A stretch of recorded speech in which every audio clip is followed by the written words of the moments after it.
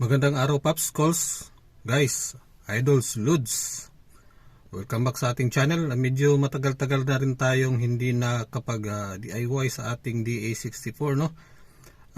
Pasensya na po, marami na tayong ginagawa at ngayon, ang gagawin natin, Paps, Calls, guys, idols, ay maglilinis tayo ng ating IET, ang intake temperature sensor. Makikita po ito doon sa ating intake manifold. Lilinisin natin to kasi ilang buwan na, no? Mula nung nakuha ko ang unit natin, hindi ko pa yan nalinis. More or less 1 and 9 months na. 1 year and 9 months na. Hindi pa natin nalilinis. Tapos isusunod ko na rin yung mga ibang sensors na dapat linisin, no? Yung oxygen sensor, yung spark plug, linisin na rin natin. Tapos magpalit tayo ng bagong air filter kasi matagal na rin yun.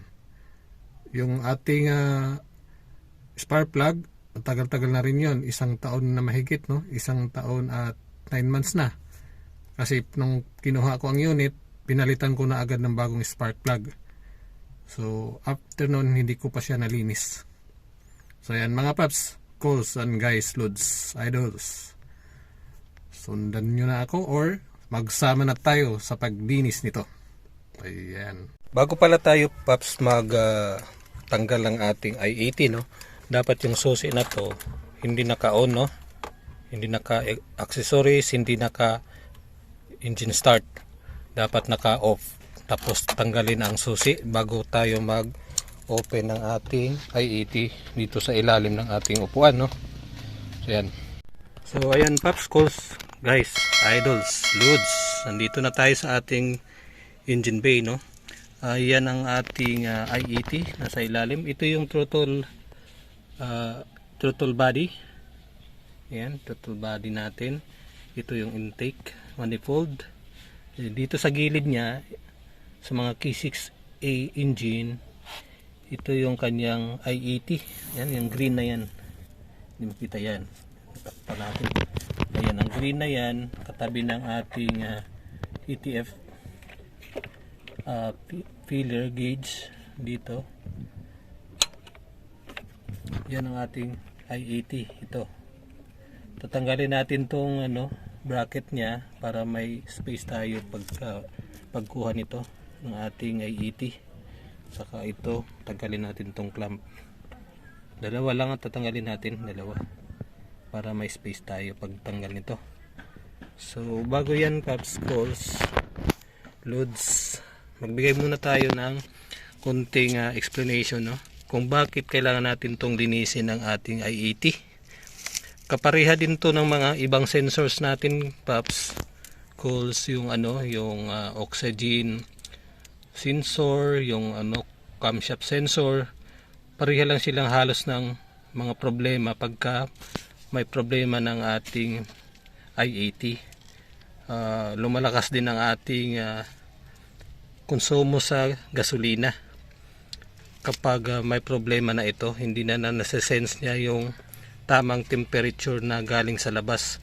Dito kasi dumadaan sa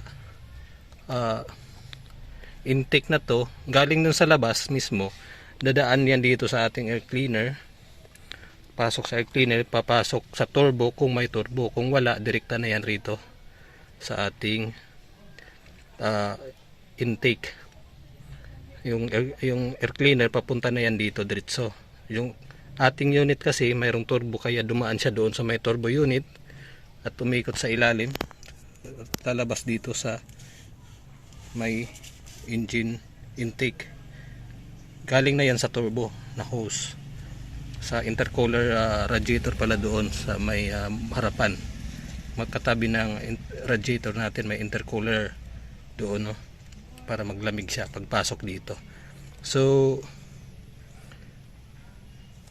kailangan malinis talaga natin to, kasi karamihan nga pagka marumi na yan, hindi na magbibigay ng tamang signal doon sa ating ECU or sa computer box natin kapag madumi na yan. So ibig sabihin, yung maiisip ng ECU natin na kailangan na niya magbigay ng maraming fuel para mapainit niya yung ating engine.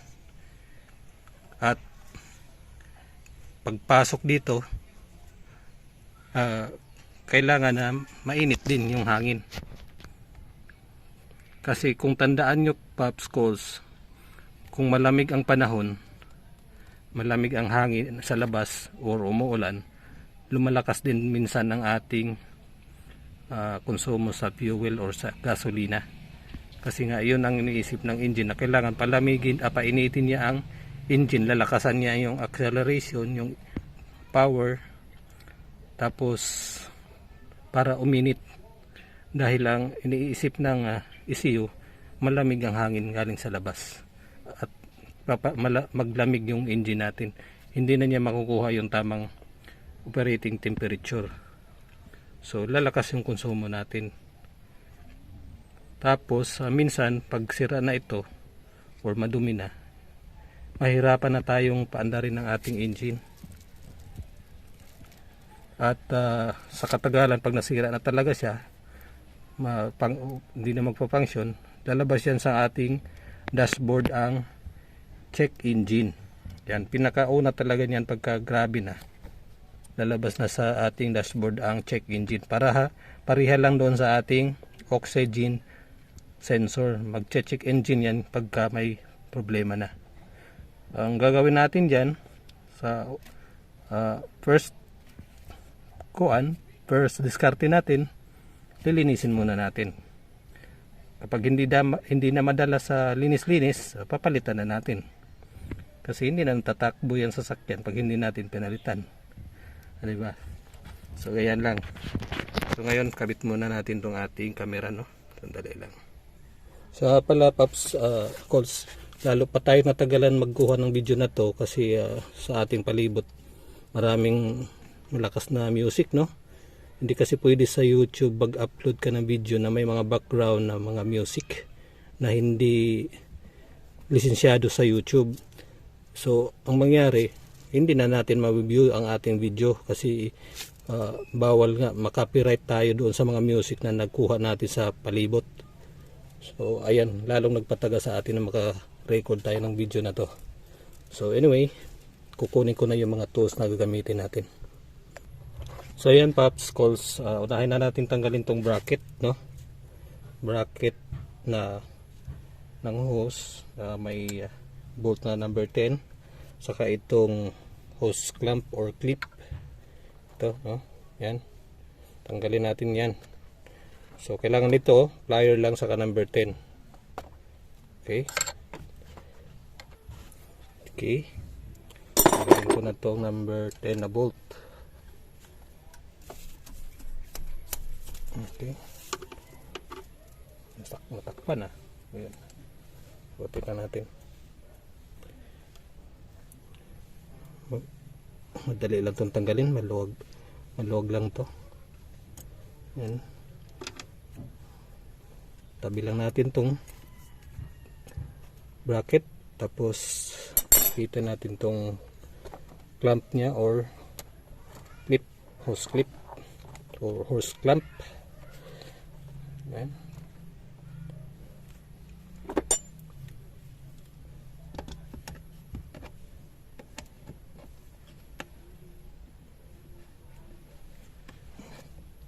Tapos ikot-ikutin lang natin para hindi matigas, kasi kung bunutin mo agad yan matigas. Ikot-ikutin mo lang ganyan. Dito tayo para makita. Ikot lang. So yan, bilis lang, no?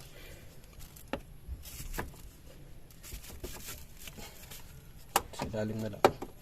So ayan, ito na yung ating i80. Nakita nyo na yung buo. So tanggalin na natin tong kanyang socket, no? Pagtanggal nito, so nangyari itong i80 natin na socket, wala na siyang lock. Malo pala, ito pala. Tanggalin natin itong ating camera para maka-focus tayo. Lapit natin. So ito yung lock nya. Ipitin mo lang yan pababa para disengage yung kanyang lock at dahan-dahan nating hugutin. Ipitin mo siya ng ganyan, oh. Ito, ipitin mo lang yan ganyan. Pag ipit mo yan, dahan-dahan pa atras. So yan. So yan na yung lock na. Dalawang wires lang yan, popsicles. Yan. So ito na. Kuha tayo ng box range or open range. Tingnan natin kung anong kakasya. So ito na, paps, ang kasya dito sa ating i80 is number 19 na box range, mas maganda. Pwede rin open range na number 19 ito, oh. Number 19. Okay, kasya siya dyan, oh. Tapos dahan-dahan natin luwagan pa kaliwa pa or paangat. Yan, ganyan lang. Lalayan mo lang. Yan. So ko na, malambot na siya. Kulang pa pala. Lalo lambot na.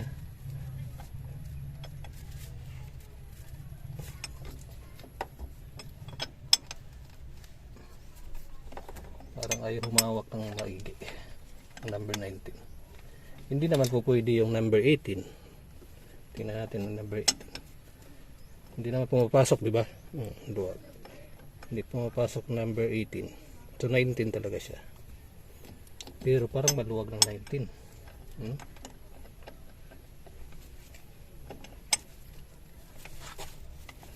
So alalayan lang natin. Ayaw, ah. Nakuha na kasi itong anong gilid niya. Parang nag-ground.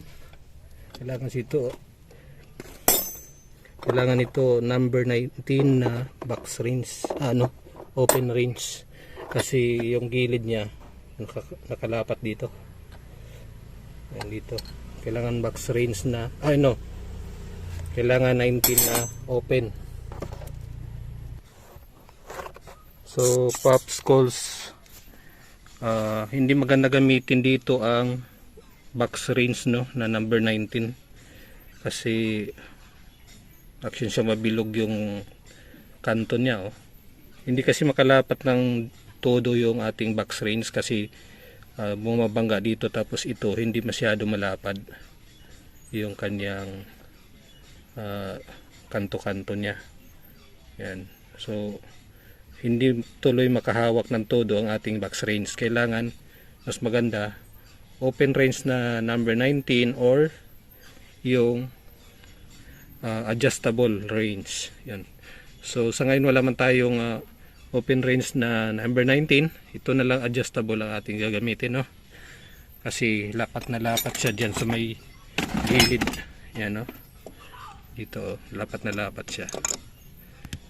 Yan. So adjust natin. Yan, lapat na lapat yung kilid niya. Yan. Ngayon kung itong adjustable, pakita ko sa inyo para may idea kayo, hindi nyo nagamitin siya. Yan. Hindi na nangalahati yung yung thread. So hindi siya makatodo pag hawak.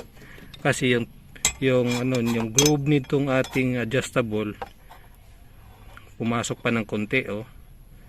So halos kalahati na lang ng kanto ng bolt na to ang nahawakan niya, kaya action siya mabilog. Yan, oh. So hindi natin siya pipilitin dito sa box range na to kasi baka mabilog, hindi na natin siya matanggal. So maganda is adjustable or box range na number 19. Okay, ayan, oh. Kapit na kapit na siya.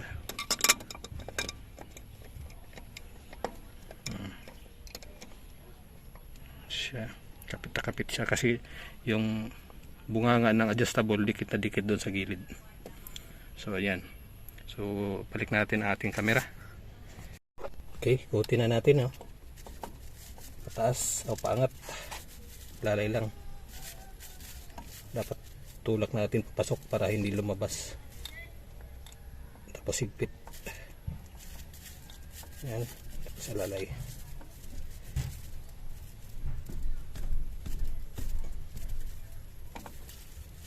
Yan, so naikot na siya. Kulang kunti. So yan.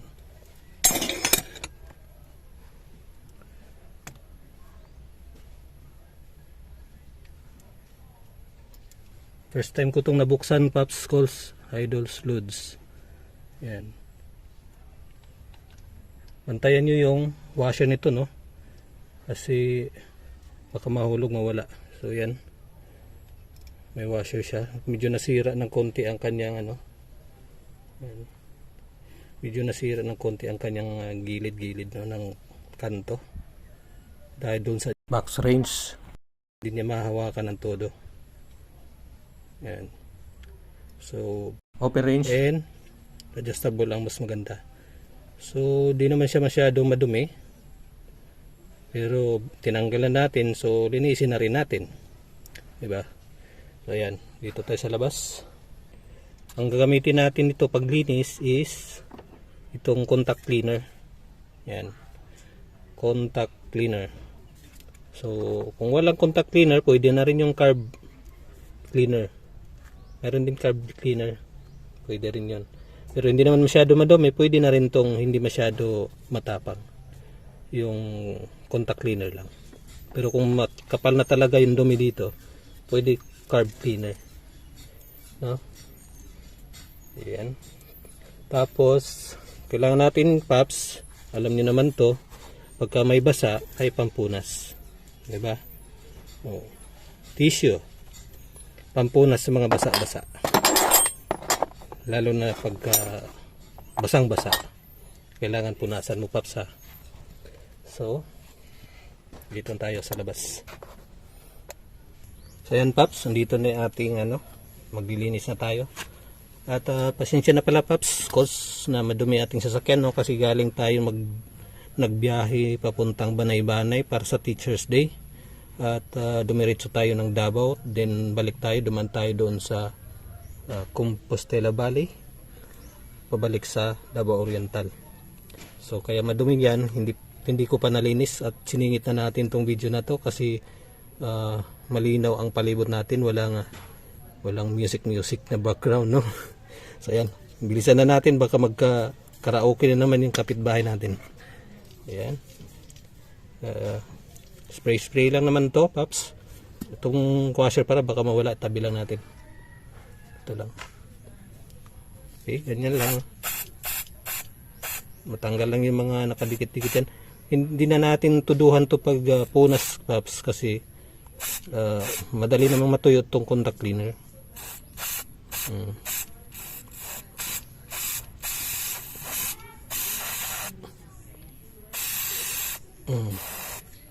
So yan,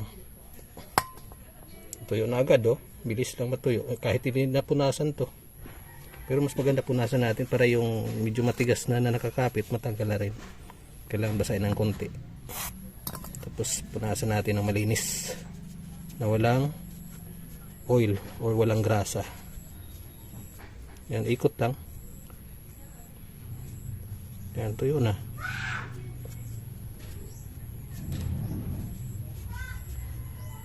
Kailangan malinis talaga to, Paps, minsan kasi may kasama itong connection sa ECU na nagko-control ng fuel and mixture ng hangin, air and fuel mixture, para i-consume niya doon sa combustion. So pag marumi to, malakas tayo sa fuel consumption at medyo uusok na rin ang ating tambutso. Tapos pag mausok yan, matakpan na naman ng carbon ng ating spark plug, lalo na yan dadami ang fuel consumption kasi yung spark plug natin hirap na rin magsunog. So mas lalong iitim ang ating tambutso. So ayan, Paps. At balik natin itong washer para hindi mawala. So pagbalik pala nitong washer, Paps, kung hindi nyo na bantayan na nilabas nyo ang washer o anong posisyon, bantayan nyo lang itong groove ito, oh. Meron siyang groove ito. sa gilid-gilid niya. Yung groove na yan or yung nakausli dapat nakatama dito sa ating outer side. Ito pa ganyan. Ayan. Ganyan ha. Sa outer side yung may kanal ng konti. Dito nakalapat yan. Tapos itong plane doon sa engine. Ayan. So kasama na natin linisin yung socket nito dito.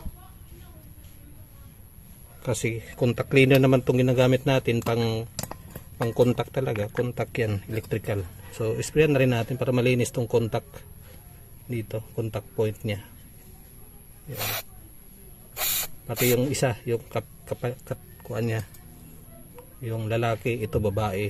So linisin din natin yung lalaki. So ito paps ang lalaki kasi ito yung may matulis. Isprayan din natin yung contact nya sa loob. Eps. Para tanggalin yung mga dumi-dumi dyan, hindi mag-lose contact. Okay. So madali lang man yan matuyo. Patuyuin lang natin. So yan paps, tuyo na siya in 1 minute. Tuyo na to kasi contact cleaner madali lang siya tuyo. So babalik na natin tong mga tinanggal natin.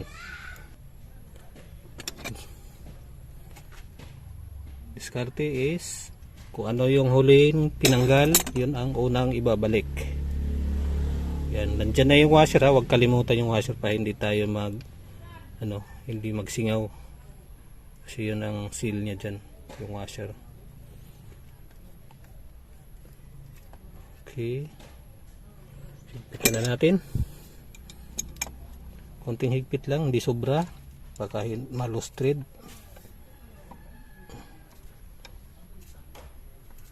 Ayan. So yan. Konting higpit lang to kasi malaki yung handle nito. Akala mo hindi pa mahigpit, higpit na pala.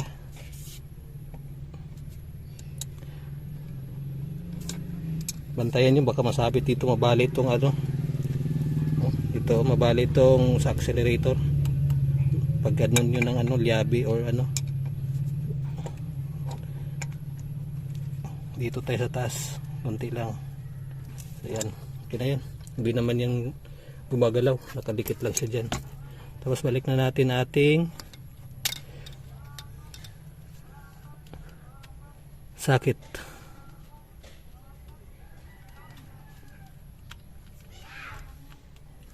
Okay. Hindi ko na alam magsaksak maliwanag kasi. Pero pag gabi mabilis. Yan. Pag tick, lock na yan. Okay. So, ibalik na rin natin ang ating hose. Bilisan lang natin. Baka nainip na kayo. So, yan. Then, yung lock. Clamp.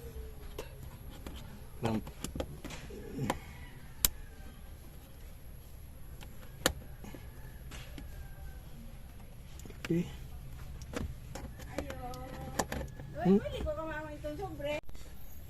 So yan. Okay na tong clamp. Kulang pa pala.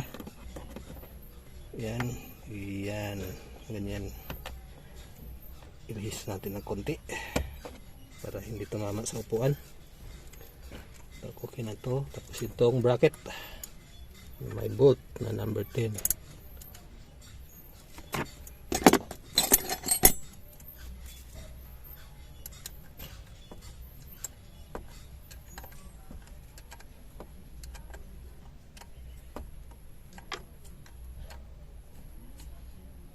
Okay. Tama na. Ayun, pandarin na natin kung may check engine o wala. Ang susi, wala pala dito. So ngayon, saksak na natin ating susi, no? Oops.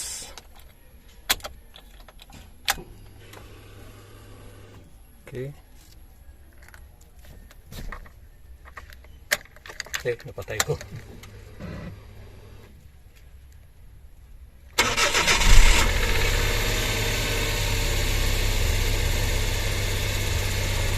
So yan, walang check engine paps, calls.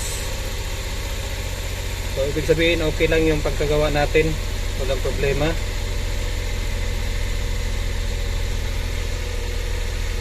Malamig pa ang ating engine, no? Yan, green pa ang ating indicator. Mamaya maya, mga 1 minuto siguro, mabilis lang yan mag off dahil mayroon tayong thermostat. Ayan, hintayin lang natin sandali, no, na mag off ang cool indicator light.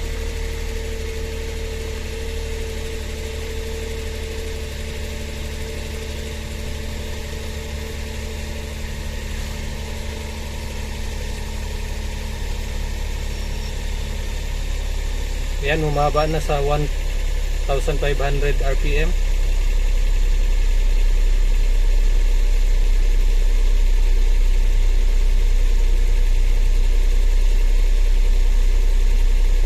Four.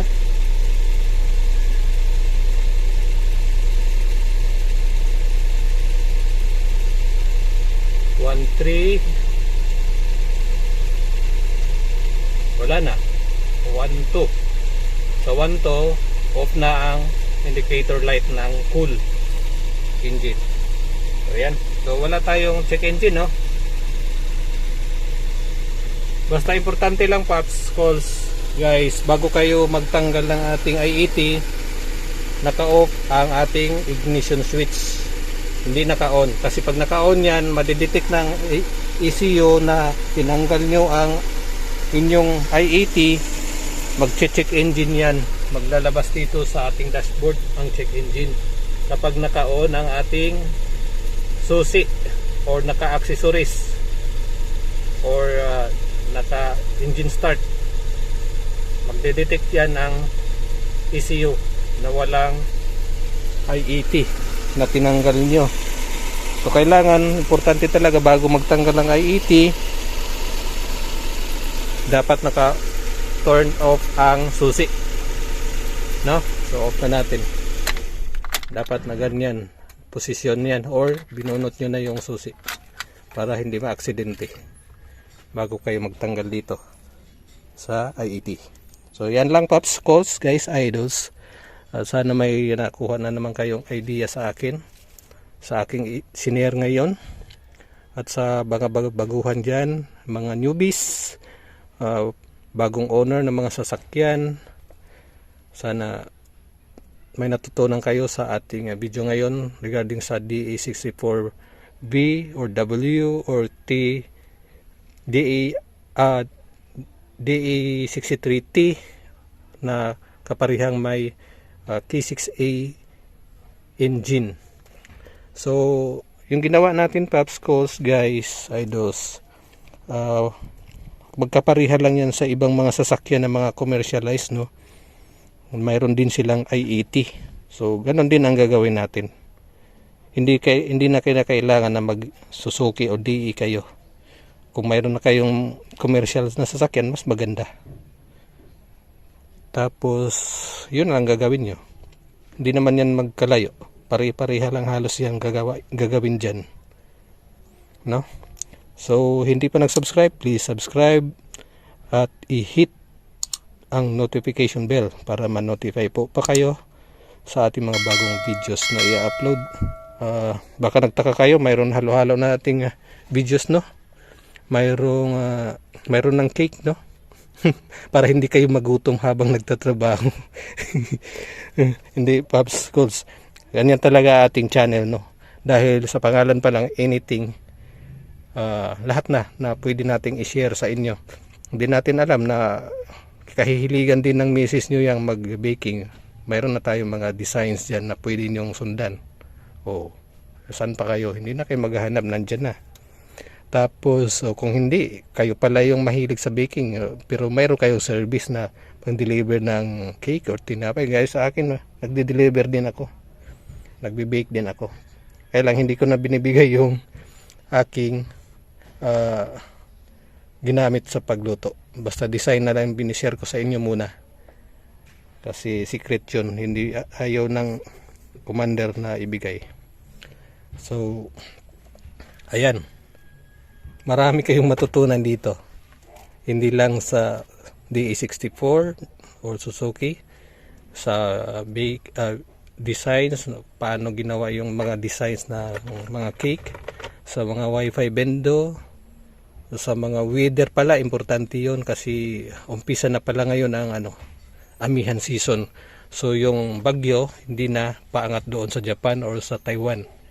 Pababa na dito sa Luzon, Visayas at Mindanao.